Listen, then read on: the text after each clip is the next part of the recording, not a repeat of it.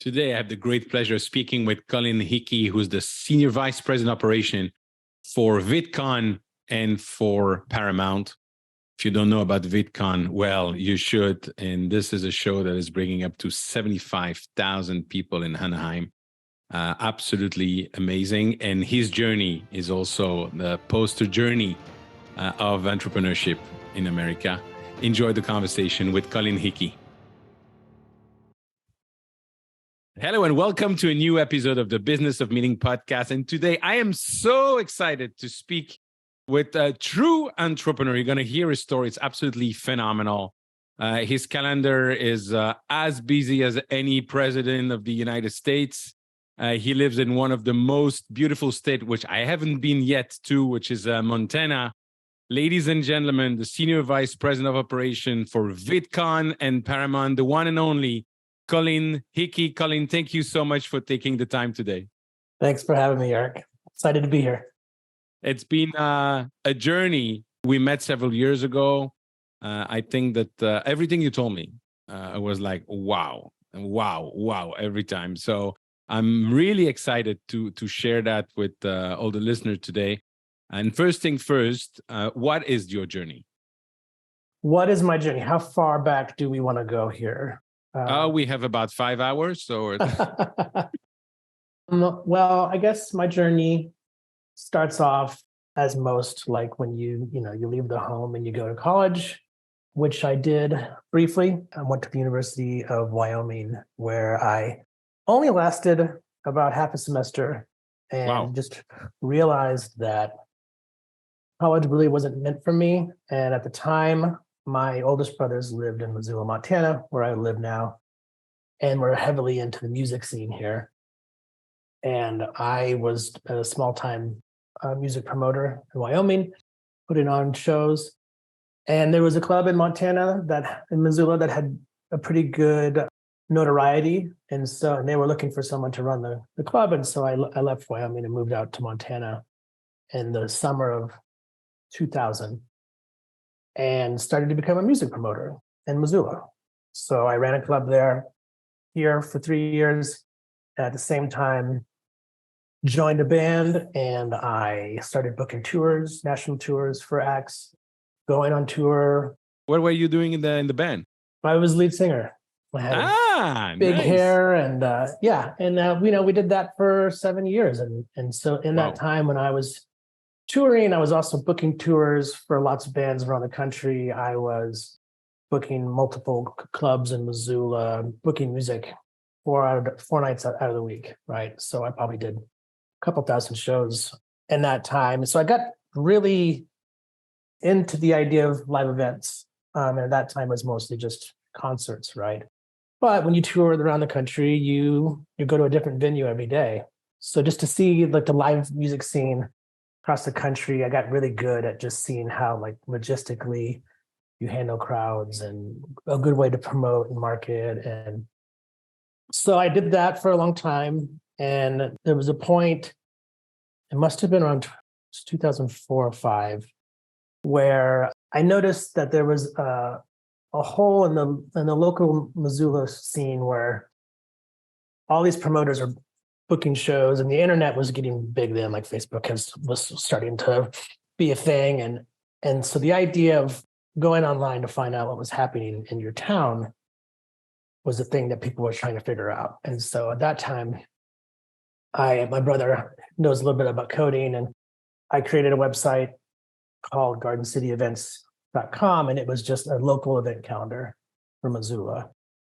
And it was a place for everybody to put their stuffs, their art shows, their concerts. It was mostly meant for me, so I could put my concerts on there, and then my friends could put their concerts.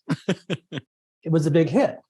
And so it got acquired shortly after by a now defunct online news company called newwest.net. And they were it was a journalistic website where they were covering the Northeast or the Northwest, right? Mm-hmm. And they bought my website, and then in hopes that I would create more websites like it for them in their area. So I got hired and created Salt Lake City events and Boise events and Spokane events and Flathead events, all of these surrounding areas. and ran those websites for newwest.net for a couple of years. And that is where actually I met Hank Green, who's the founder of VidCon. That's where I met Hank for the first time, because his graduate professor was the owner and founder of newwest.net. So Hank was coming into the office to work on his thesis or whatever, and I was there running calendars, and we became friends. And that's when Hank was first starting to kind of play around on YouTube, and now we see where that's gotten him. And so for a couple of years, I ran those websites, and it was a bad time for that. I think newwest.net was ahead of its time, and people were not buying advertising on the internet. How far we've come. Yes. And so eventually the business model didn't work out, and so I had a buyback clause in my contract where I was able to buy back the code to my websites. Oh, wow. So I did that. And then the salesperson who worked there too, Molly Bradford, she and I went into business together and started Gatherboard. So what the idea was to create a software as a service calendar company where anyone could buy our service for their local communities and create these calendars anywhere in the world. And that company is still around, and I'm still part owner. I don't really work on it that much. I'm a little busy with VidCon, but it just kind of tells you the live events journey that I went on through that. And so that's company's still going. We have, I think, 50 plus licenses around the world, and it's still a great product. And MissoulaEvents.net is still very popular in Missoula, which is great. But so what happened there was then you start a startup and you quickly realize that sometimes you didn't get enough money on your loan. So I realized that I had to go get another job while Molly ran the business. And so I used all my years of doing live events to get myself a job at the Missoula Downtown Association, which runs, the car show and the Christmas parade and the Brew Fest and the big live concerts downtown. And they hired me on just based on all of my previous years as a music promoter, and then also running the local event calendar, which was great. And I remember at the time, my boss, who turned to be my boss and then a close mentor of mine, she was like, "You're the only person I interviewed that didn't have a college degree. But I could tell by your experience that you're probably more qualified than most of these folks straight out of college." So I'm glad that she took a chance on me. And so I went to work for the Downtown Association for a couple of years and, did the car show, the Christmas parade, which you learn a lot doing live events like that. And then that's when I had Hank Green over to my house for barbecue, him and his lovely wife, Catherine. And this is when VidCon was just 3 years old and was starting to get bigger. It had moved out of the Century City Plaza Hotel in downtown LA and moved to the Anaheim Convention Center. It was seeing just crazy growth. I think he went from 1,000 people year one to 6,000 in year three. And he had worked with a production company out of San Francisco to plan the event for him, pretty much from everything. And he wanted to kind of get control back of the show and build a team around his own team. So I started in July of 2013, a week before the show. That's exactly when I moved to the US with my family, July 2013. That's awesome.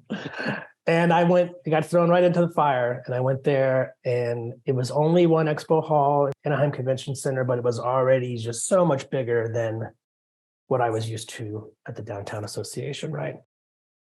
And I remember day one, my boss, Michael Gardner at the time, was like, "Do you think that we could do this?" And I was like, "I don't think we could do this."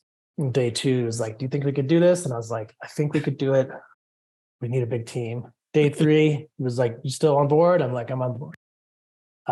So we finished the show, came back home to Missoula, And, 3 or 4 weeks later, Hank said, "Hey, we're parting ways with this production company. You guys got to build a team.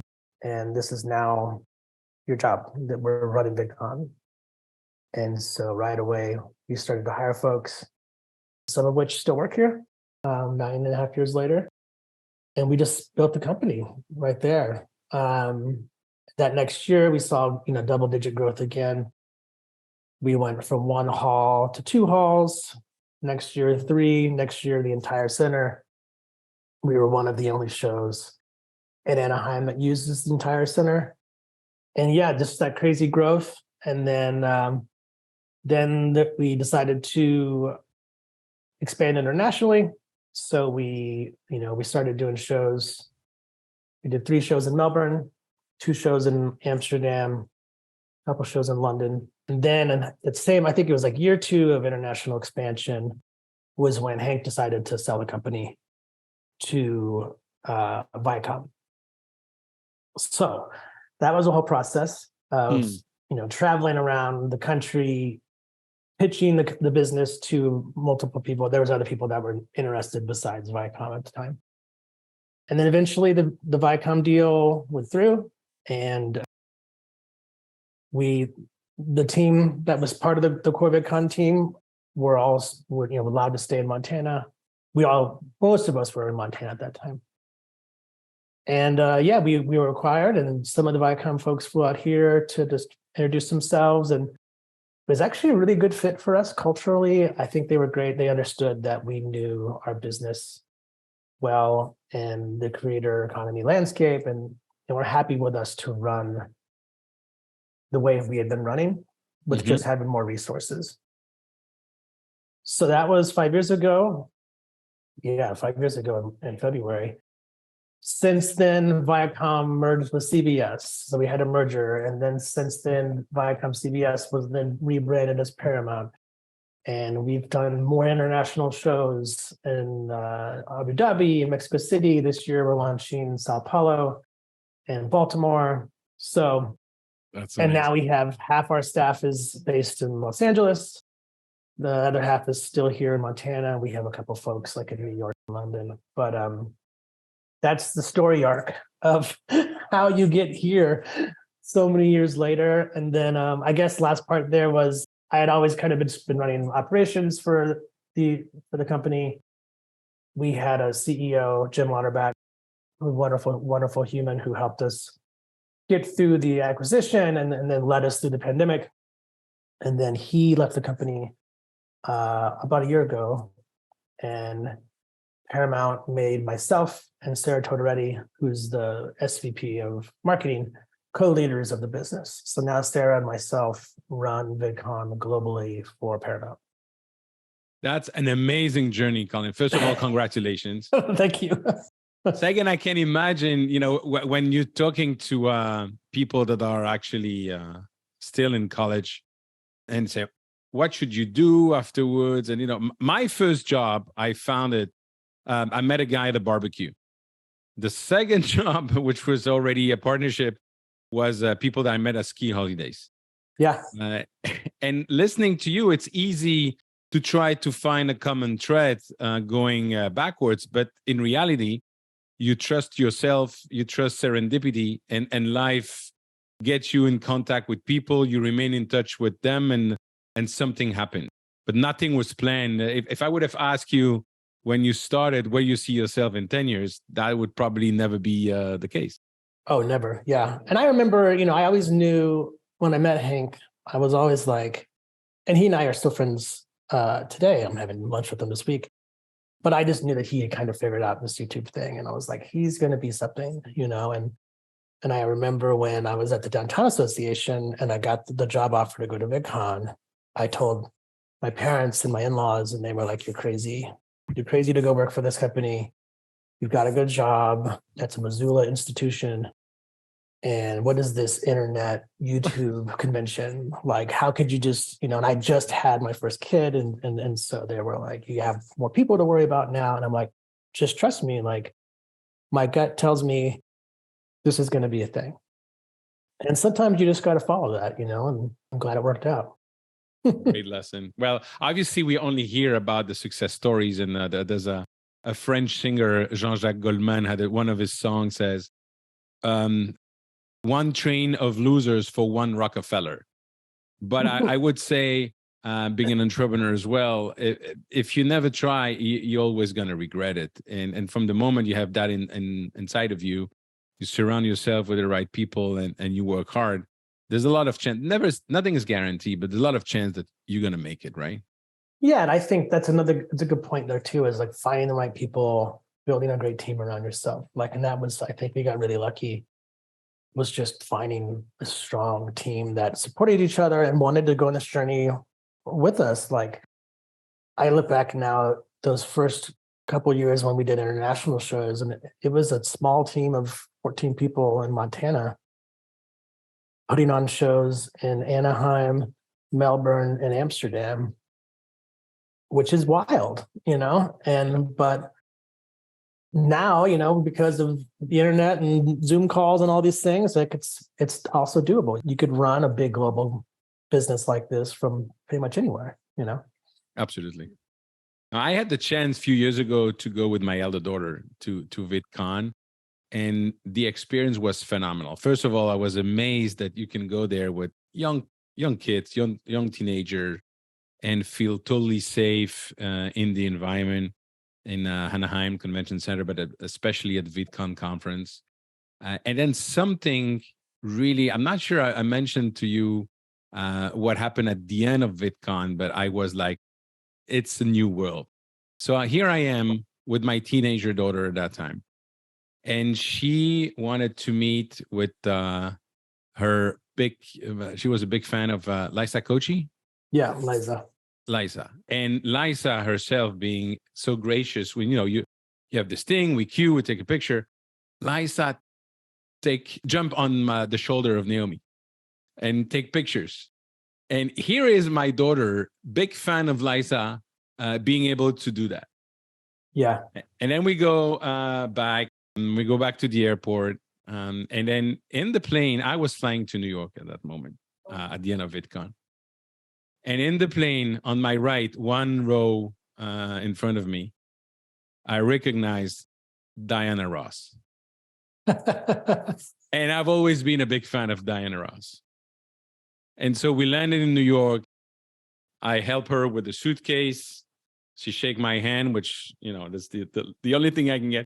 No picture, no talking, just a smile, nothing, bodyguards going out. And I thought the contrast is amazing. Yeah. Here is my daughter with a star that she likes, and that star jump on her shoulder taking picture, and me with the star that I cannot even talk or take picture, whatever. It's a totally new world. That's YouTube, that's VidCon, that's what you created. Yeah, I think fandom's wild in the sense of these creators seem much more approachable or relatable, I think, to our average attendees and to us, right? Because a lot of them are the same age, right? And they're growing up. Liza was a fan of the show and our online video before she got into online video, right? So she was once your daughter, and so I think it's just it's a generational change in how we see fandom. It's a bummer you didn't get a selfie with Diana Ross. That would have been pretty cool. But I took my kids they finally got to go to VidCon last year in 22.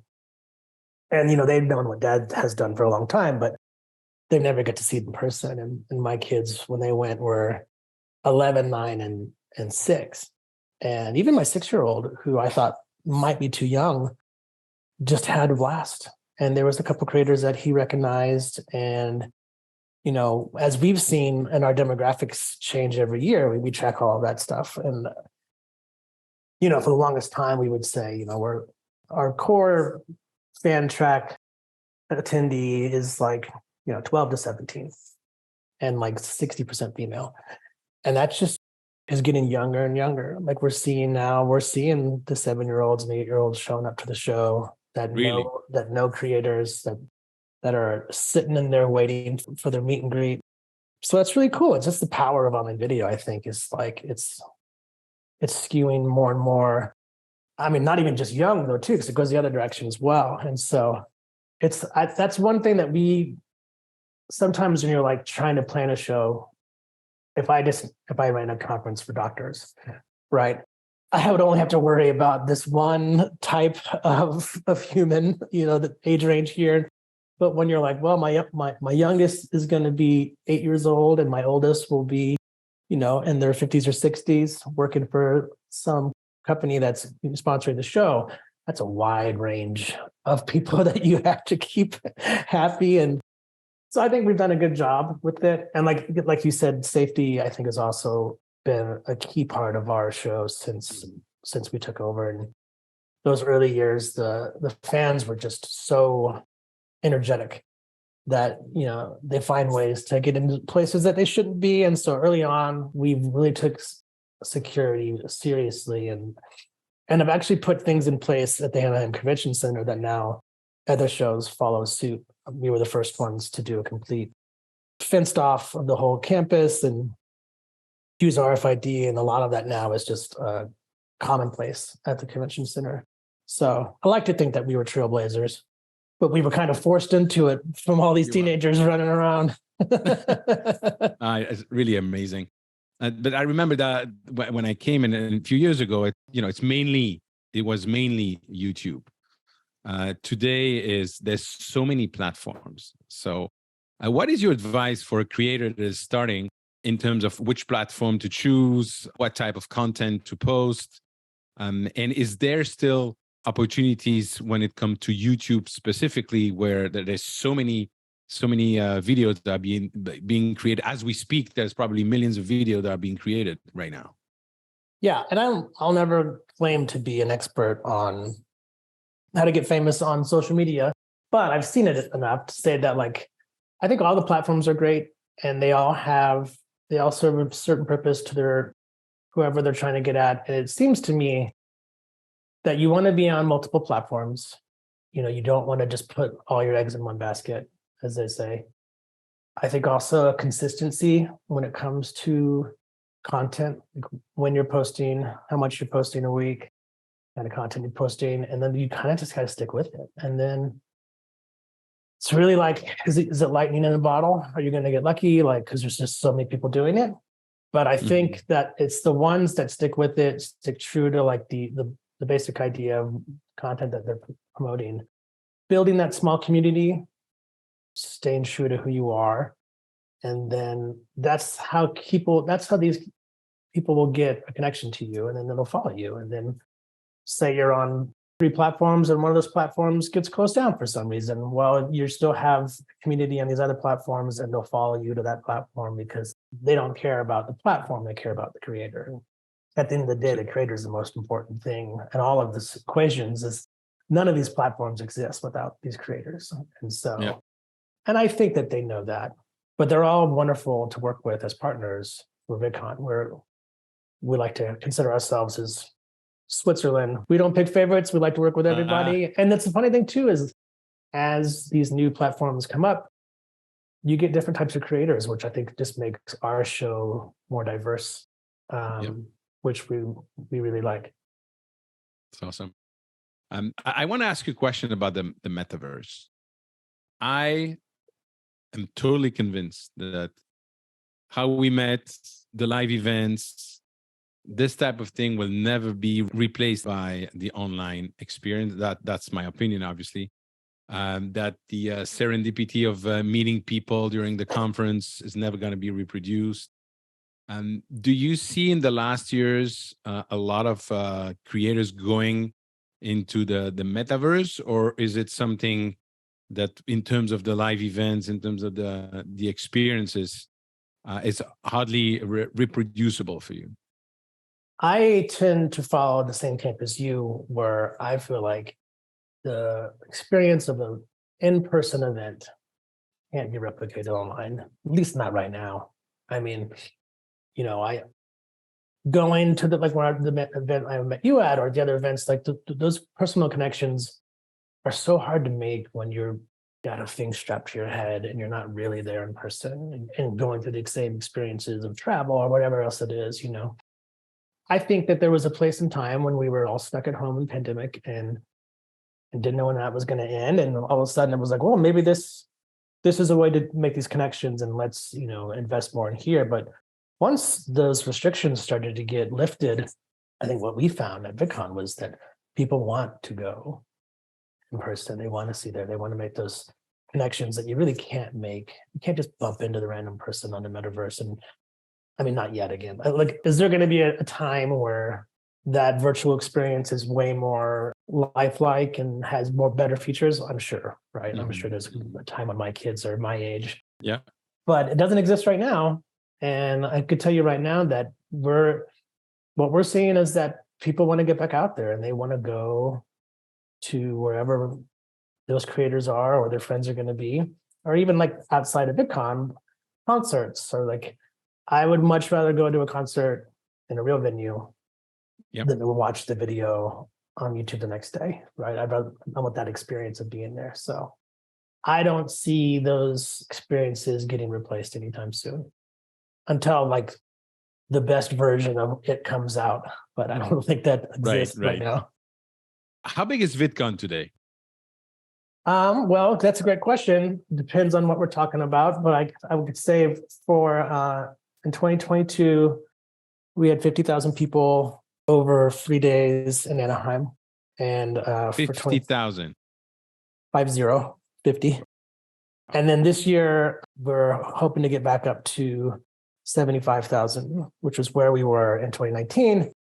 Obviously, pandemic changed things. And last year's show in June, we were still dealing with some COVID restrictions. So obviously, we were happy with the 50 number, but we're trending back up to pre-pandemic numbers right now. And we launched Mexico City in the fall of 22. And that show exceeded expectations when it came to attendance numbers. I think we were around 15,000 year one there, which we're very happy about. And so excited to do year two there in August of this year. And then, of course, we're launching Sao Paulo in July. And then our first East Coast US show in Baltimore in September. So we don't know. We have internal projections, but I'll save those for internal. Do you? No, I'd be surprised you don't have that. And what about the shows outside of North America or north of NAFTA, if you want to? We're hoping to get back to London sometime.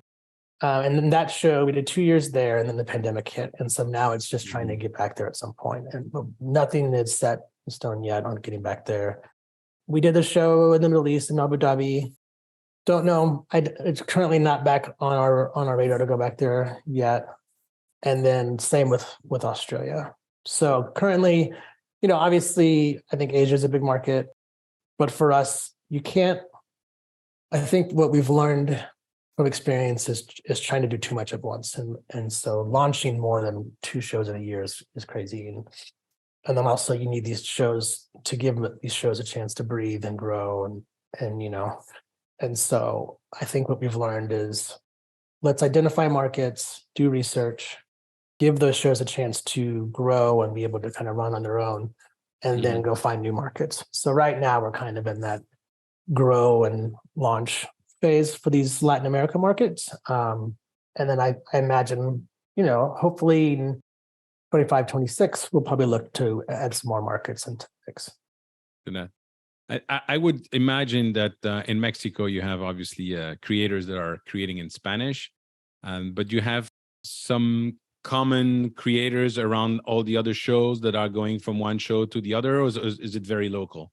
When we were in London, there was definitely a lot of UK talent, but the US talent was very popular in the UK, as you can imagine. So we did fly over, a select few of the US talent to that show.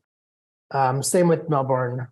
But for these other shows, for these Latin America shows, like the shows are run by a Paramount team in region in the market. And so the VidCon team comes down there and we're there to coach and consult, really, but we don't speak the language. We don't know the creators. We don't know the culture as well as the people that obviously live there. And so I think in Mexico, year one, we had maybe half a dozen creators that were featured in Anaheim, but that were also featured in Mexico because they were Mexican creators that we had brought up to the US. And so there's not a huge amount of crossover there. And then for Sao Paulo, I don't think there'll be any, to be honest. I think it's mostly all Brazilian creators, which we're super excited about because it also gives us a chance to see new content, see new creators. We're trying to bring some of these folks up to Anaheim, have them experience the US show.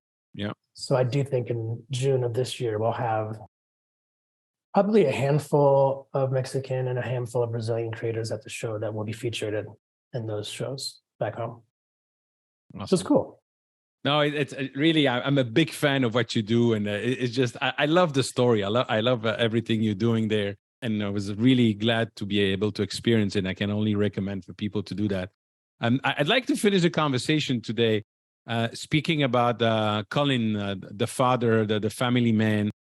How do you balance that? Or how do you try to, I don't know the right word, is it equalizing or integrating what you're doing with VidCon and Paramount and the beautiful life in Montana?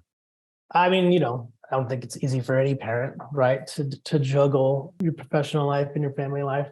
I think I'm lucky that my kids are so interested in what I do that, if I have to, and I try to hang my hat up when I get home and just be with the kids. But sometimes you get a call or something happens. And so it's funny for me when it's like, hey, I have to take this call. And they're like, who is it? Is it YouTube?